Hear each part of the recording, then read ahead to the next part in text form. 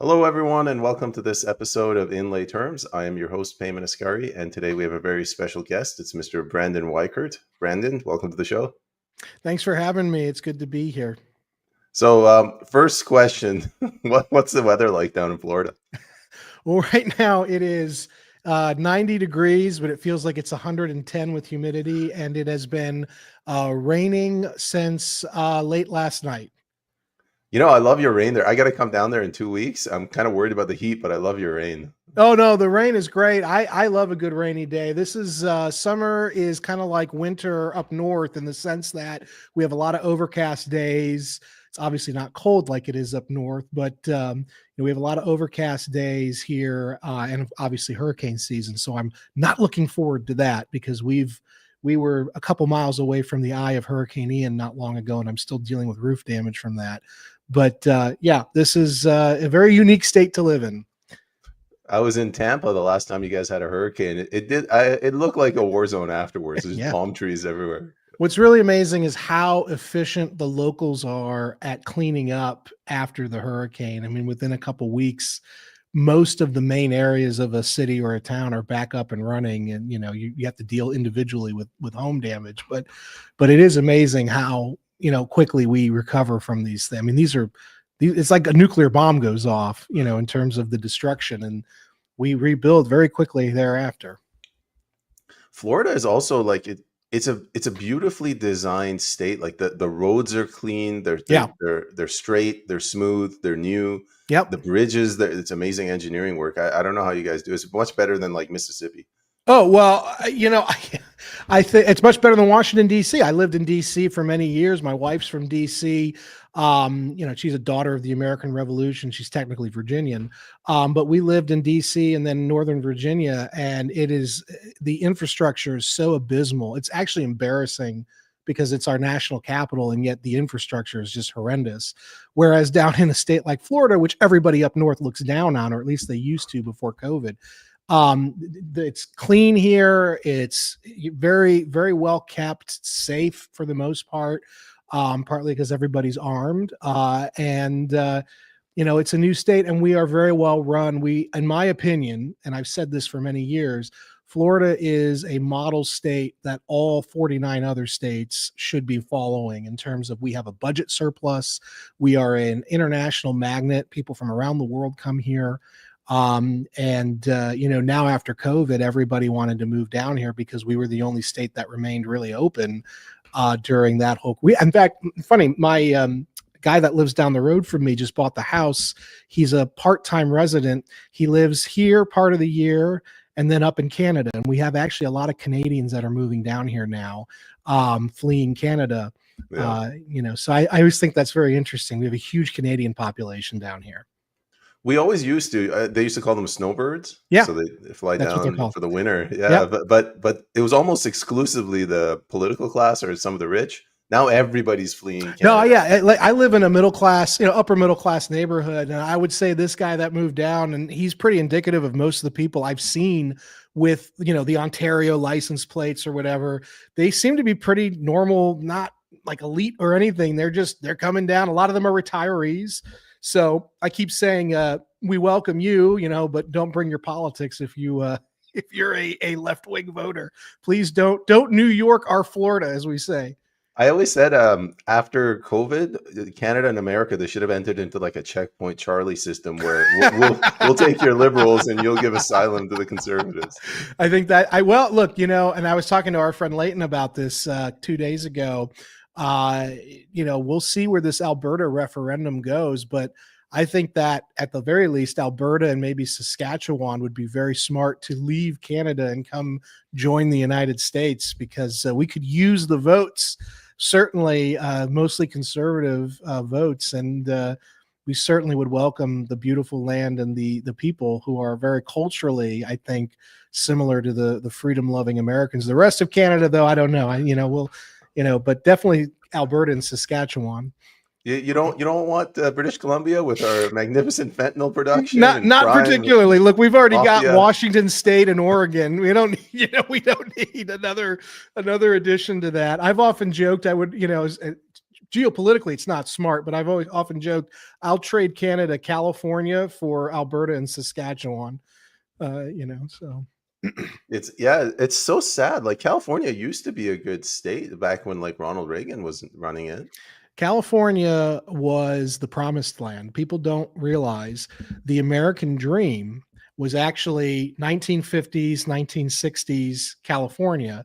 My friend Michael Walsh, who's a best-selling author, grew up there. His dad was a Marine, and he always used to tell me, he used to say, Brandon, nobody alive today knows that California was the middle class paradise of the world. That if you had a middle class income, you could move to California, including the coastal area, and buy a very nice home affordably on one income and raise a nuclear family and have that middle class existence. That all started to go away though in the 70s and 80s. And that was because of the influx of illegal immigration. The minute they started absorbing millions of illegals and not actually pushing them back, the Democrats realized very quickly, we can use them for votes. They have that flipped the state blue, and it has become an American nightmare in the last 30 years. I had a family member, I had very, very close family members living out in San Diego. They actually just recently moved to Naples, Florida, because they couldn't handle San Diego anymore. I know Southern California very well. I used to dream when I was a teenager, I'd move out to Cali.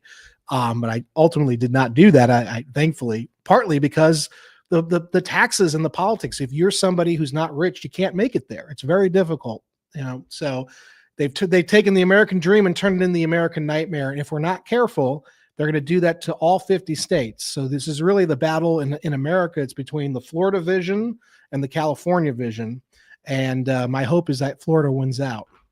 My fear is that in 30, 40 years, we're going to have the same conversation about Florida. Like it's blue and it turns into a well, certainly. And remember, until 2002-ish, because I grew up here most of my life, until 2002-ish, Florida was a solid blue state. We had Walken Lawton Chiles as the governor, fire-breathing liberal. And his successors in the 90s, it was a solid blue state when Jeb Bush won. I think in 98 or 99 when he won, it was quite a coup. And the 2000 recount that occurred here was born out of the fact that the Florida Supreme Court was overwhelmingly dominated by the liberal justices who Jeb Bush's predecessor had put in place. People don't remember this, but Florida was a deep blue state. And at the time, the reason the recount even happened the way it did was because the Gore campaign only wanted to do recounts in the 4 deep blue counties in Florida, whereas the law said if you're going to do a recount, you have to do the whole state. And the liberal justices in the Florida Supreme Court kept letting them recount even after they weren't allowed to. And that's why the Supreme Court of the United States stepped in December of 2000, and they put an end to it. It was because the overwhelmingly liberal Supreme Court of Florida would kept trying to help the Gore campaign out. And so it took another decade or so to really change the dynamics of Florida into the red state that it is. People forget also in 2008, we were a purple state. Overwhelmingly, I worked the elections in 2008 in Florida. Overwhelming numbers of Floridians voted for Barack Obama, the Democratic Party. It was a blue sweep of 2008. That's why 2010 rolled around and suddenly the state flipped red, and the Democrats had a conniption because they had always counted on Florida at the very least as a purple state. So people have been saying the bluification of Florida could happen again, and you could be very right. But the trend actually has been, in this specific case, somewhat reversed, where the Republican Party of Florida is so overwhelmingly dominant, and the Democrats just have given up Florida. And so it could very well change, particularly as those boomer retirees come down here more permanently, and as some of those Canadians do, and they may change the makeup of the state. But ultimately, I actually think that Florida might hang on a little bit longer than the rest of the country. Before I ask my next question, just a loyal follower. Hey, Prairie, how's it going? Good day. I had my question is, like, what are your solid red states? Florida is one, and Texas, is that red or is it purple? Arizona went purple.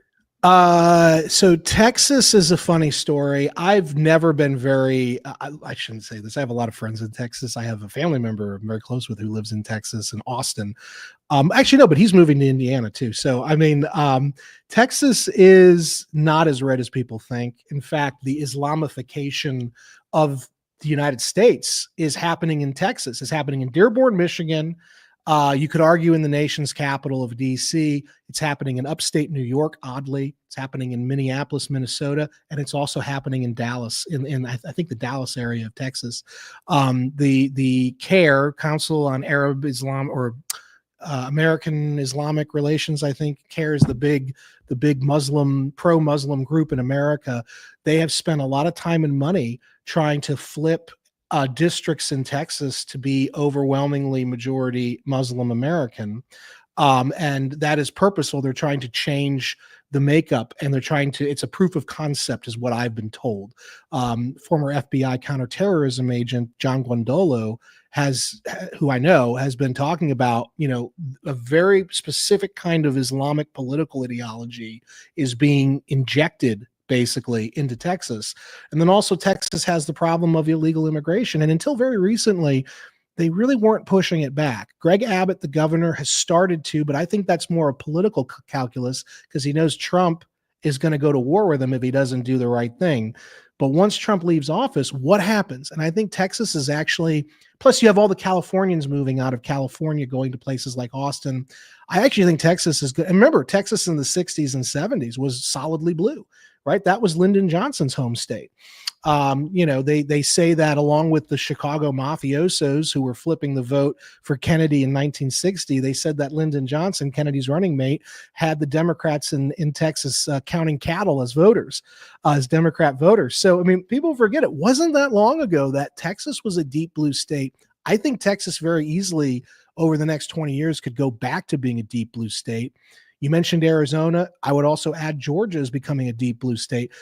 Also, though, Georgia used to be, all the South used to be blue until the 80s. The Sun Belt used to be very Democratic until the 1980s, and the influx of people for the finance sector started moving from the north to the south, and they started kind of revitalizing it. I would say states, you mentioned Mississippi, states, the deep South states that don't have a lot of metropolitan areas are probably going to remain solidly Republican. South Carolina is a funny state. It's solidly Republican, yet it elects people like Lindsey Graham, who's a neoconservative. So South Carolina is a funny state. North Carolina, all of the blue states, Virginia, Northern Virginia, Washington, D.C., Maryland, New York, all these blue northeastern states, everybody's moving down to North Carolina, the Asheville area, the Research Triangle of North Carolina, because that's where the affordable homes were, and there's a lot of high-tech jobs, so these are very educated people. The problem is they're bringing their voting patterns with them from those blue states. So North Carolina in the last 20 years has gone from being a solid red to a purple-leaning blue state.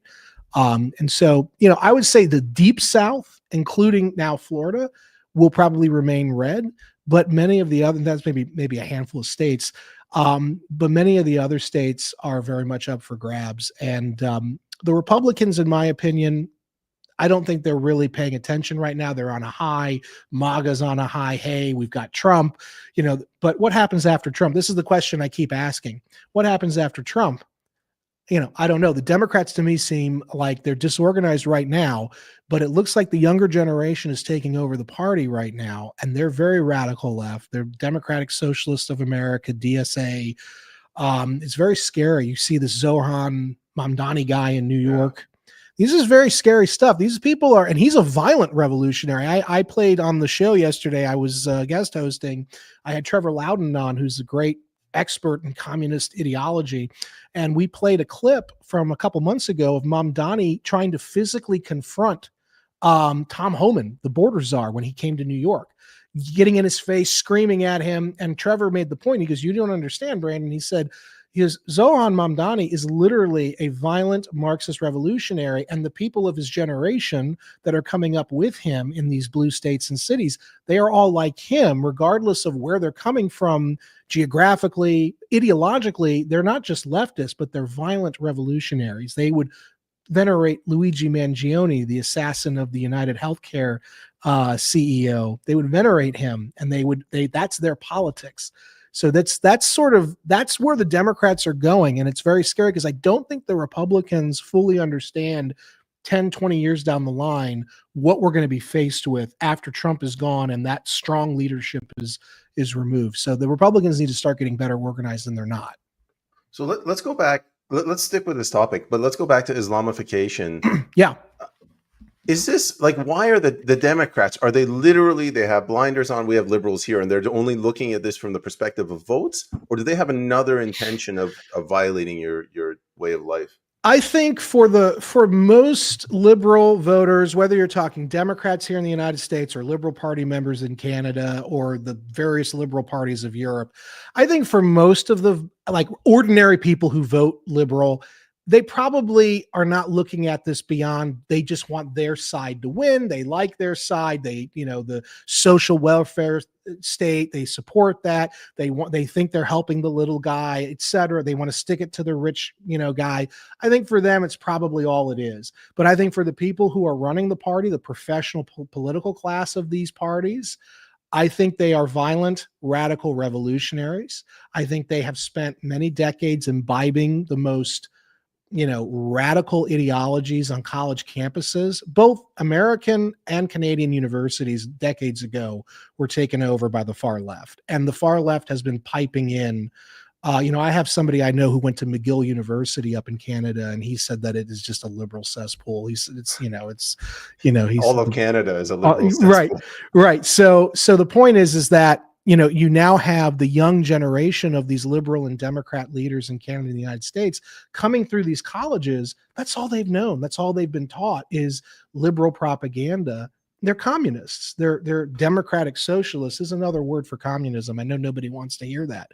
And they're taking those very radical ideas, the deconstruction of democratic capitalism, and they're applying it not only to the sort of political debate realm and the sort of the policy domain, they're applying it also to physical violence.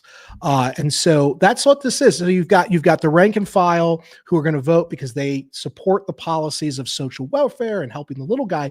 But the people leading them at the top, the people they're voting, these people are very dangerous, and they actually hate Western civilization. They hate democratic capitalism. They're the ones who yell democracy, but they're not really democratic, right? They want to stifle free speech. They want to shut people down for even questioning the slightest, policy that the left believes in.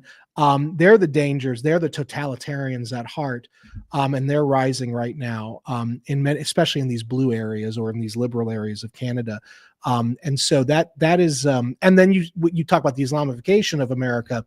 There's something known as the red-green axis, right? The red-green alliance, which is the communist red and the green of Islam, or rather Islamism, the political ideology of Islam, that was created by the Muslim Brotherhood in the 1920s in Egypt to fight British imperialism. And then it was basically exported around the world in the last 80 years, and it has become now the ideology of Al-Qaeda, the ideology of ISIS, the ideology of the Islamic Republic of Iran.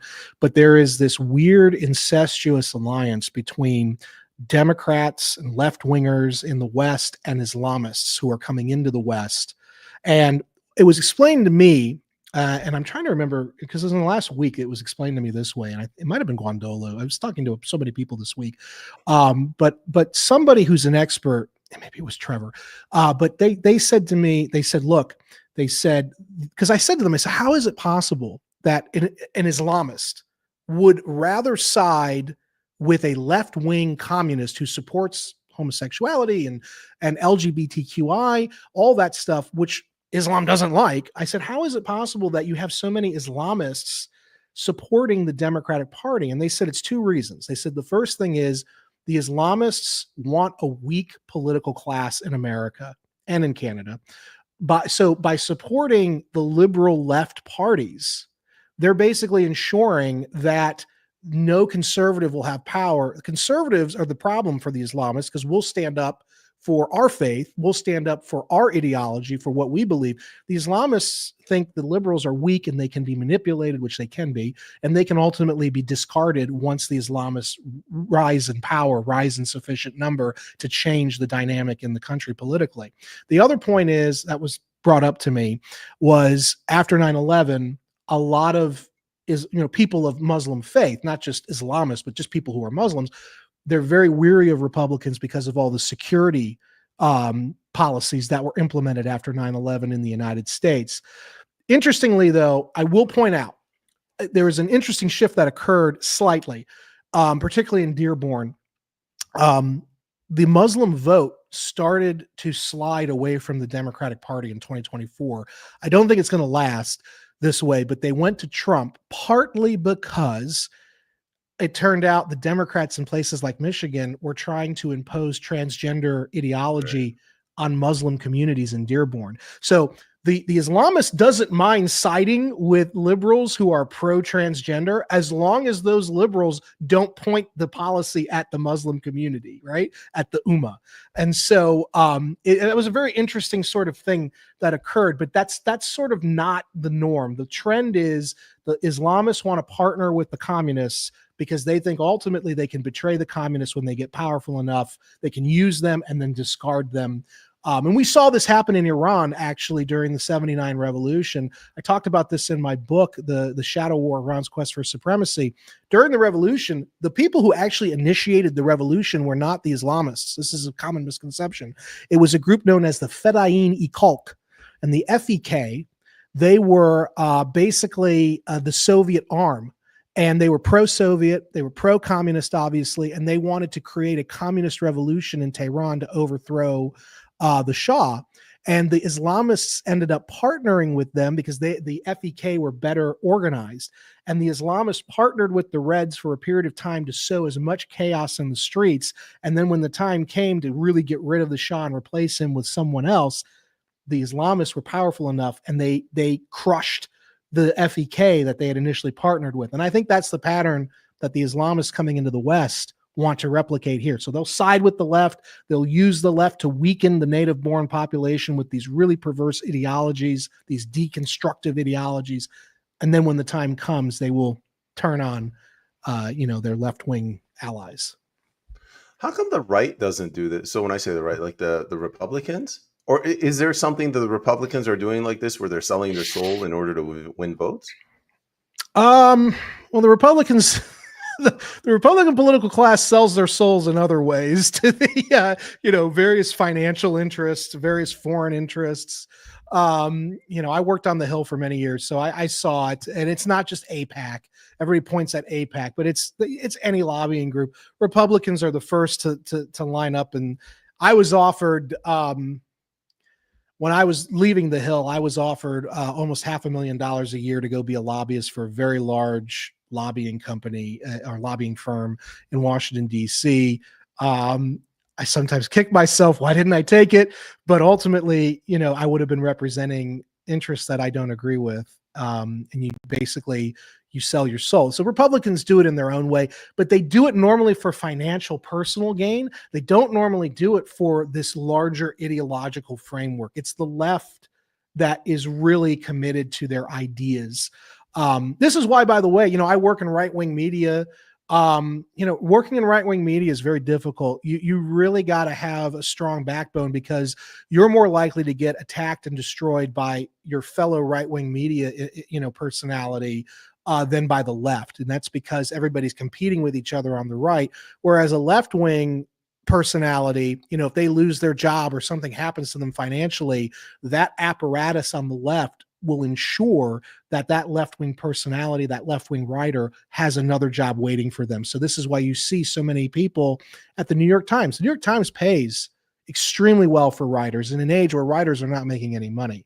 And it's not because of the talent that these people bring. It's because they're good, upstanding left-wingers. And so the left always watches each other's back because they're committed to this ideology. The right doesn't do that. The right tears itself down. They tear each other apart. We're seeing this right now in the Congress with the big, beautiful bill, right? The president might very well not get his signature legislation passed, not because of the Democrats, but because his own party can't get their act together. They're too busy sniping at each other and trying to get, time on Fox News, rather than actually coming together and saying, we don't like parts of the bill, but we need to push it forward because this is our president. This is our party's leader. And if we don't pass this while we have the majorities, there's no way Trump's presidency will be successful. And it's an open question now whether or not that bill will get passed, but that's just sort of an example of how the Republican Party and the right wing in general devours itself while the left is always doing their long march.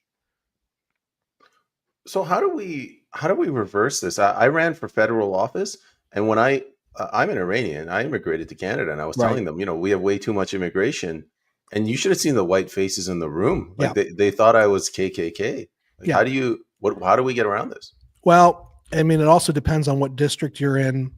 Well, I mean, I don't really know the dynamics of Canada's internal politics that well, but it's insanely liberal. Where I was going to say, it reminds me of probably Chicago. I worked in Chicago. I lived in Chicago. I went to school in Chicago. It's a one-party state, a one-party city, and a one-party state. It's rigged. Any overwhelmingly liberal political area is going to be rigged against anybody who's even slightly to the right of the Democratic Party or the Liberal Party, I'm assuming, in Canada. I don't know what the solution is. This was why. So something that is very controversial to say, this is why I support President Trump and people like Mike Lindell, who I work for, and people of the right who are saying the elections are rigged and they're stolen. Whether you agree with that or not, their solution, I think, is something everyone should get behind. The solution is we want to pass laws that will ensure election integrity. We want to pass laws that will ensure that only citizens are voting. So you have to produce an ID, and it has to be like Taiwan does, and I believe France as well does, same day paper ballot voting only. No electronic voting. None of this guff about, well, we're going to vote in August because I'm traveling the country and I'm doing business, and so I don't want to deal with waiting in line. No, it should be a national holiday. The election should be a national holiday, and we need to get rid of the electronic voting machines because they're all rigged, or they're riggable at least. And to ensure, and I guarantee you, if we actually did that at every level in this country, and probably in Canada, it's probably worse in Canada, so Canada as well. But if we did that, I guarantee you conservatives and people even slightly to the right of the left will probably start winning more elections. But as long as we don't address that issue, the right will never be able, it'll always be a fluke. Trump winning in 2016 was a fluke. Okay, this was not he barely won. In 2024, he won by a much larger margin. But in 2016, he barely won. It was not an overwhelming election. He barely won, and this is how they were able to fight him and resist him those first 4 years in office, and they ultimately got him out because they released a virus anyway. But ultimately, it's the election machines, it's the election infrastructure, not only in America, I would argue in Canada and elsewhere in the West. That's the problem, and this is why in countries like Taiwan they don't have these problems. They just paper ballot, same day voting. You have to be a citizen, period. It's a simple solution, but it'll never happen because the interested parties running our elections want to be able to manipulate the vote.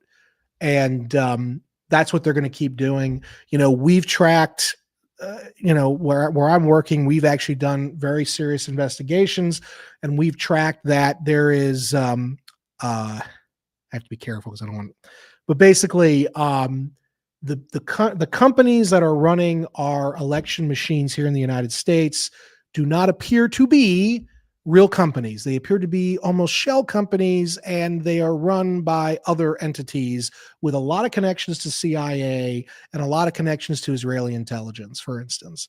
So there is a lot of, and this is conspiracy theory, they'll say, but we've done the investigations, at Lindell and everybody, because they've all been sued by these companies. So part of the discovery process, part of defending themselves, was doing these investigations, and they found some really extraordinary things about these election companies, these machine companies, And so, it is what it is. But until we change that, we're never going to be having the right win the way I think they should. I think most people lean right, just naturally, and I think that it is a corruption of our system why the left keeps winning and why they have power the way they do. Didn't they try to kill your boss, Mike Lindell? Didn't he got almost stabbed or mugged? They've tried so many things against him, man. I wouldn't be surprised. He just had the lawsuit in Colorado. I'm not going to comment more on that though. But basically, they have gone at Mike. They've gone at Mike Flynn, the General Flynn. And they destroyed General Flynn's life for a period of time. That Rudy Giuliani, America's mayor, is. They have gone after everybody who's a real threat on the right, and I would argue they've used illegal means, lawfare, to do it. They did this to Donald Trump, and I wouldn't be surprised, by the way, if they start doing it to the leaders of Alberta, for instance, for even daring to bring up the issue of independence. These people are very corrupt. They, as I said, they are totalitarians at heart, and so that's sort of what we're dealing with in the West, is a very corrupt system. The left is united. They are marching. They are ideologically aligned. The right is sort of all over the place. Right now, they're aligned with Trump to a point, but Trump's got less than 4 years now, and after he goes, I like JD Vance a lot. I think he's great. I know a lot of people on his staff personally. I think he's wonderful. I just don't know if he can win a national election. I don't know if any Republican will be able to kind of galvanize the GOP voter the way that Trump did. Trump was a unique case. Up here in Canada, the talk is that we need somebody like Donald Trump that can go in like a wrecking ball, and nobody can find that person. Like, it's very difficult to find a Trump. Well, I think at the provincial level, you have people. I think the gentleman who's leading the independence movement, the cowboy in Alberta, Alan, I think, like Wraith is his name or something, Rath. He's like a farmer, but I know that he's been leading the independent. You have people at the provincial level in these more conservative provinces, certainly at the local level, but at the national level, I think Canada is really weird. It calls itself a confederacy, but I think that it's got way too much central power to be a confederacy. Canada's an unfortunate, situation, because it really looks more like either like an extreme version of Chicago or New York or LA, or like another part of the EU. It's just very, at the national level, it's not good for people of the right. I don't even say conservative. I just say people who are even slightly to the right. Those people are less likely to win than your Mark Carney or your Justin Castro, or Trudeau, forgive me, but we know his true parentage, I'm sure. These people are, and then they also have support from foreign elements, right? Globalist elements, Chinese elements. There was a report last week. I might have brought this up with Leighton or you. I don't remember when we spoke on Leighton's show, but there was a report about a week ago that found that Canada, not Mexico, is actually a major distributing node for fentanyl coming into the United States. So basically, the Chinese pay for it. They bring the precursors into Mexico. The cartels assemble it in Mexico, and then somehow it ends up being shipped through groups in Canada into the United States. Because now, of course, the southwestern border with Mexico is becoming much more secure, whereas the Canadian border is still kind of open. And so a lot of these Chinese are actually paying for all this to go on. This is the opium war in reverse. And their big target is Uncle Sam, and mainly our children and our young people are consuming fentanyl. But anyway, so it's a mess. And I don't have a solution for Canada, unfortunately. I barely have a solution for America. So you guys could invade and they'd drop a couple of bunker busters. Well, maybe. I really think this Albertan independence thing is the thing to watch out for. I think it is not being covered very well in American media.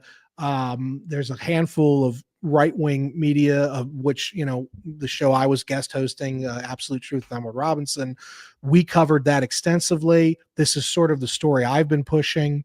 I think if Alberta does, and even if they don't get this referendum through, I'm sure there will be more. I'm sure it will become a bigger and bigger movement, because Ottawa's not going to stop oppressing them with their policies. And so eventually it will reach a tipping point in Alberta. And once Alberta goes, my understanding is the way Canada is structured, if Alberta ever did leave, Saskatchewan would likely follow. And then that's basically, the two big cores of the middle of the country. And then what happens at that point is the country might dissolve entirely, or might bifurcate, between the east and then the west, slowly, or at least the central west, slowly becoming part of the United States. I think that's the way this is going to go. I don't think all of Canada will become the 51st state. I think that certain provinces will go independent, become territories, and then eventually become part of the United States. I blame all of our troubles in Canada on you Americans. If you hadn't sent your goddamn United Empire loyalists up here, we might have been a republic. Hey, look, I hear you. And also, if we hadn't failed to capture, what was it, Montreal during the War of 1812, right? I mean, there were several instances in American history where we were very gung-ho about taking Canada as part of the Union. And our military just couldn't achieve victory there. The War of 1812, most notably. But it's an unfortunate quirk of fate. But I think that now that Trump's in office and he's sort of brought to light these bigger problems, my view on this is that I think that I think at some point Alberta, at the very least, will go independent, and from there, if we have the right people in office, the right party in power, the Democrats will never let it happen. If the Republicans are running the show, though, I think we would absorb at least Alberta into the United States as the 51st state. This is also part of a larger geopolitical issue, which is basically that the Arctic is now a battlefield. The Arctic is now, the high north is now a very real area of contention between the great powers of the world. The high north has loads of untapped rare earth minerals, natural gas deposits, oil up the wazoo. The one country that has spent the last decade or so revitalizing their infrastructure and expanding their reach there is the Russian Federation. And with them are coming the Chinese. And this is America's backyard, or this is our attic in a way.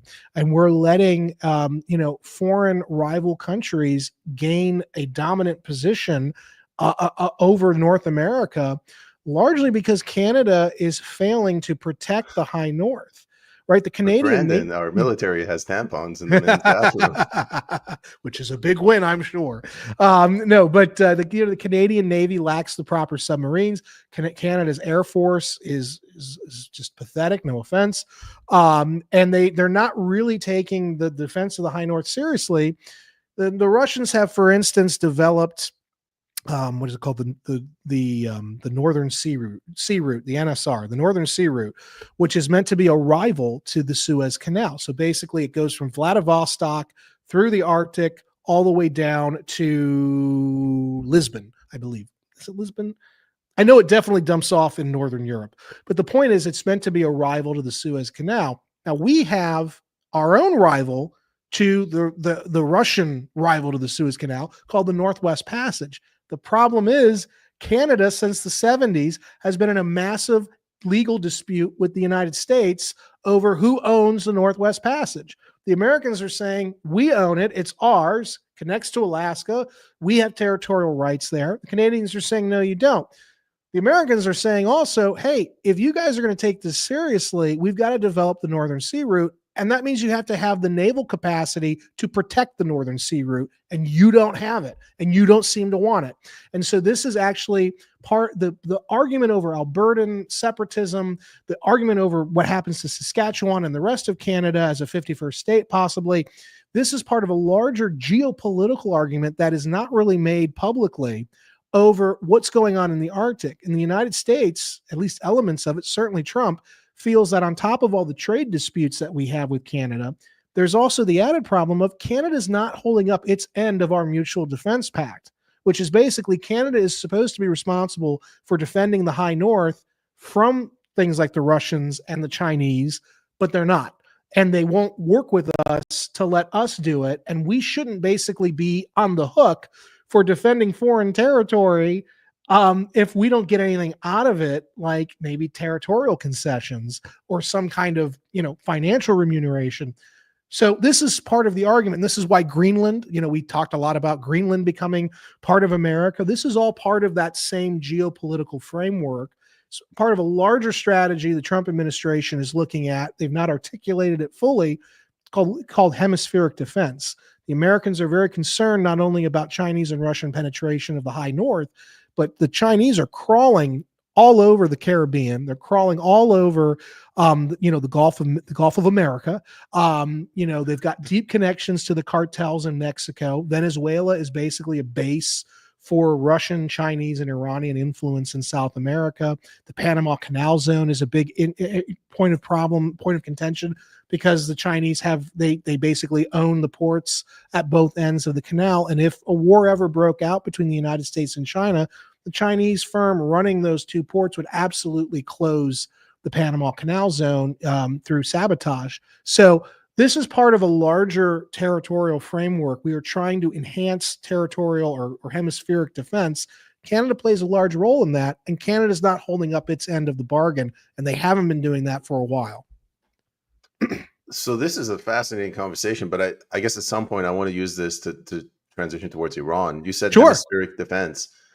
Is Trump's goal to fight like three battles, one in this hemisphere, one in the Middle East, one in the Pacific, or is he being dragged into this in the Middle East? I want to be clear. I have been very skeptical that President Trump himself is a planner.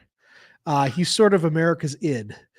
He sort of just goes, he kind of just goes where he wants. And so I want to be very careful with how I describe it, because I don't know if this is part of an articulated plan or if it's just more of like a feeling he has.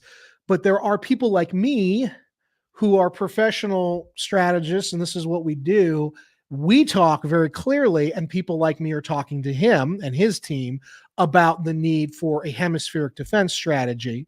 And so that's where this is going. As for the Middle East, I don't think he has a three front war that he wants to fight. I don't know why any American leader would want that. And certainly Obama oversaw the collapse of U.S. military dominance, where we can't even fight a 2-front war anymore if we needed to, let alone a 3-front war. And so I don't believe that Trump wants to fight Middle East wars. I think in the case of the Middle East, I think what he was looking at is he is tethered very closely to the Israeli leadership, and he's tethered very closely because of Miriam Adelson to the Israeli American vote. Obviously the Jewish American vote. Obviously the Jewish American vote still overwhelmingly votes Democrat. But he did make significant inroads in 2024 with them because of the promises he made to several prominent American Jewish people, notably Miriam Adelson, the widow of the great Las Vegas casino magnate, Sheldon Adelson. Sheldon was a great guy. Miriam's a lovely person too. She's Israeli by birth, and she served in the IDF. She's very pro IDF. If I'm not mistaken, their son served in the IDF as well. So they're very pro-Israeli. They have a lot of money. And in the 11th hour during the 2024 campaign, Miriam Adelson was one of the big ticket donors who, despite her aversion for President Trump personally, she gave a cartoonish amount of money to the Trump campaign on the condition that he would stand very closely with Netanyahu and Israel. And so this is sort of the backgrounder for why Trump is so involved with Israel and Netanyahu and the fight against Iran, because he made certain promises that he wants to keep to some very prominent people in the Jewish American community. And by the way, I'm pro-Israel. I like Israel just fine, and I'm not Jewish. I'm not Israeli, so it's not my country. But if I had to choose between the head choppers of the Islamists or the Israelis, I'd pick the Israelis. But it's not my country. It's not my region, and ultimately, the United States has bigger fish to fry than getting involved in a major regional war in the Middle East. So my view on Trump is that I don't want to say he got pulled in, because I do believe if you look at the 12-day war, which is what they're calling it now, you look at how that was executed, how the Israelis initiated the strikes against Iran on June 13th of this year. There's no way the Israelis would have been able to achieve what they did had the United States military not been intimately involved with the planning process of this war. And I know for a fact that the intelligence that was used by Israel to get American support into going into the war on June 13th was shared directly from Mossad leadership to John Ratcliffe, the CIA director, who then went directly to the president, cut out ODNI, Tulsi Gabbard. He cut out a lot of people who would have been opposed, who would have been dissenting voices, and he went directly to the White House, Ratcliffe did, on behalf of Israel, and presented this intelligence, which was not vetted, not verified, and he basically got Trump to agree with him that we cannot let Iran get a nuclear bomb, which we can't.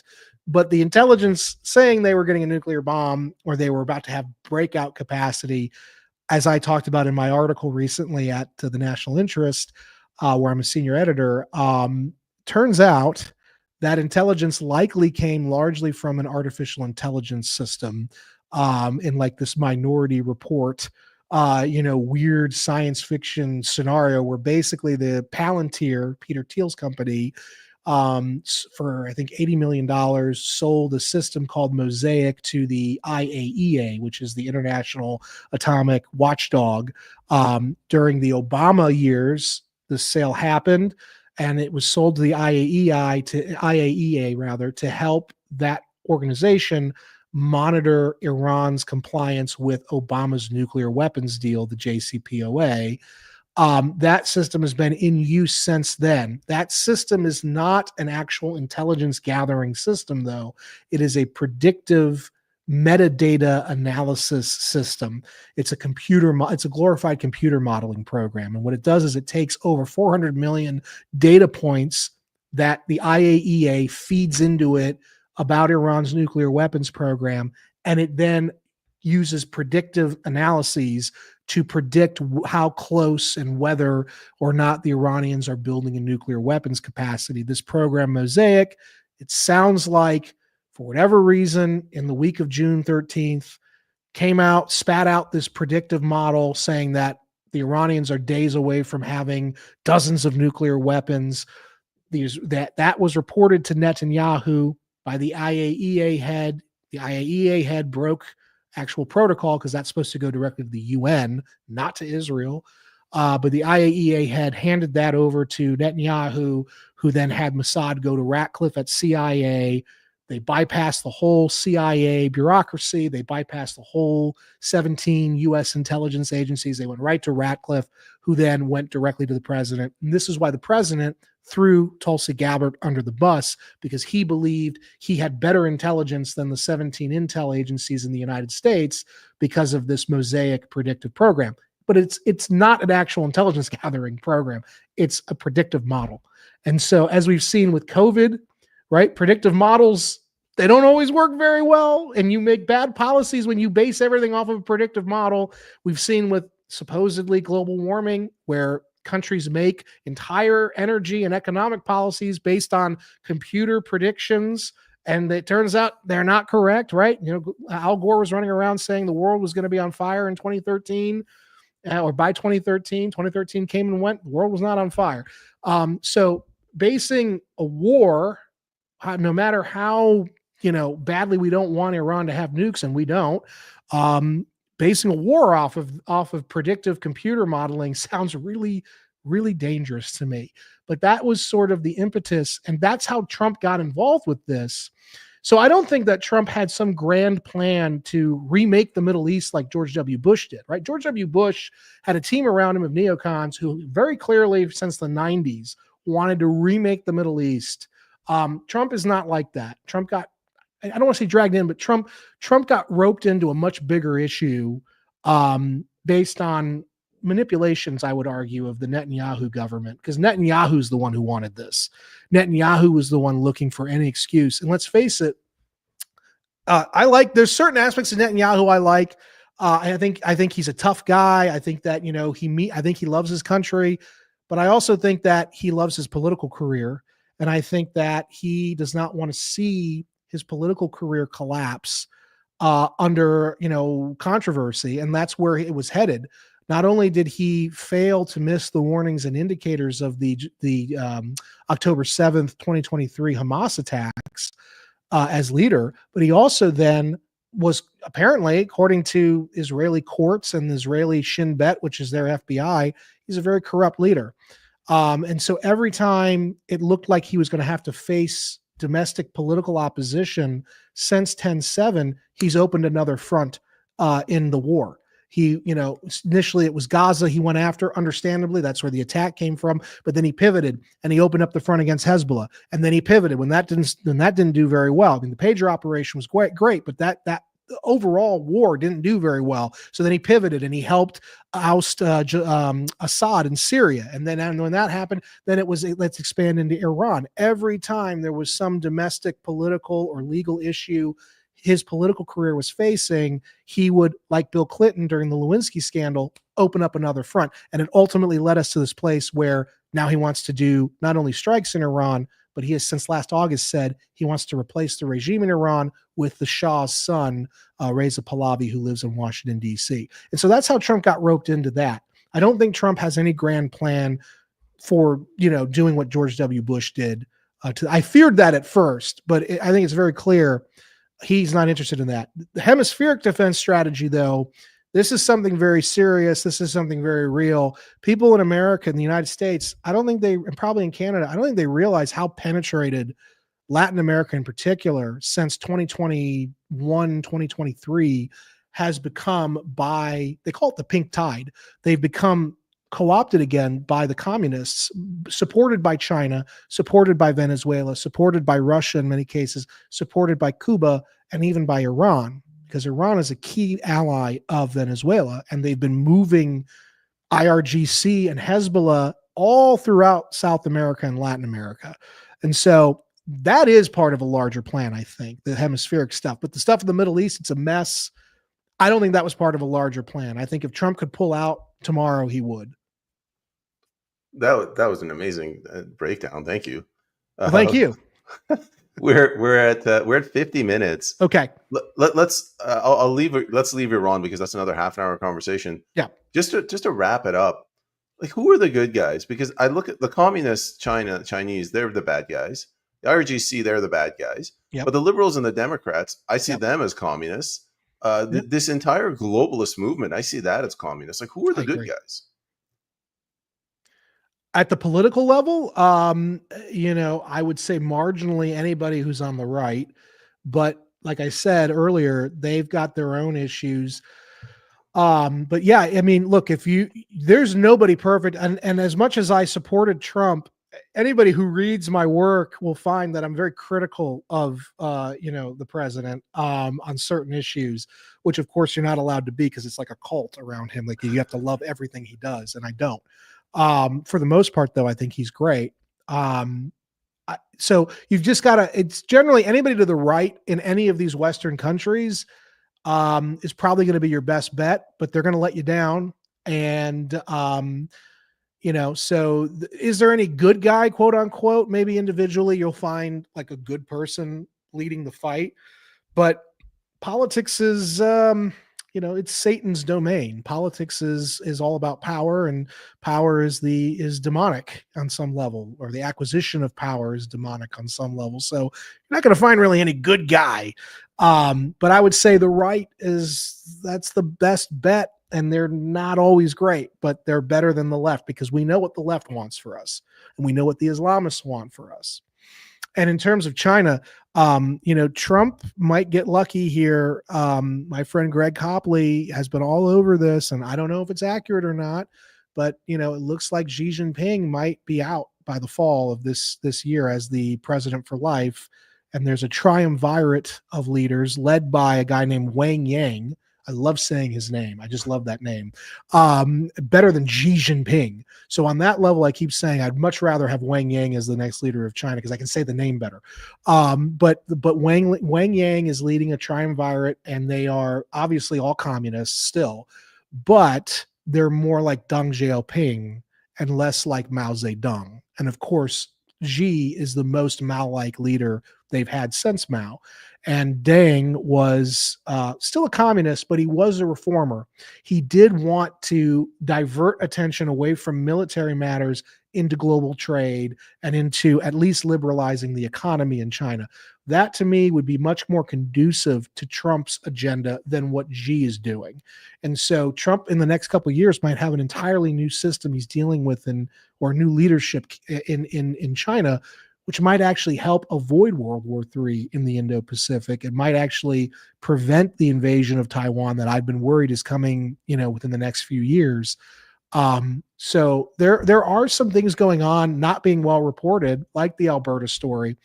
So we'll see what happens. But if in terms of the West, if you're in the West, you need to just stand with the right. And they're not perfect. They're not great all the time. In fact, they suck a lot of the times. But the worse is the left. The left will sell us out, and they will destroy our country. They'll burn it down in order to rule over the ashes. And that is where I stand.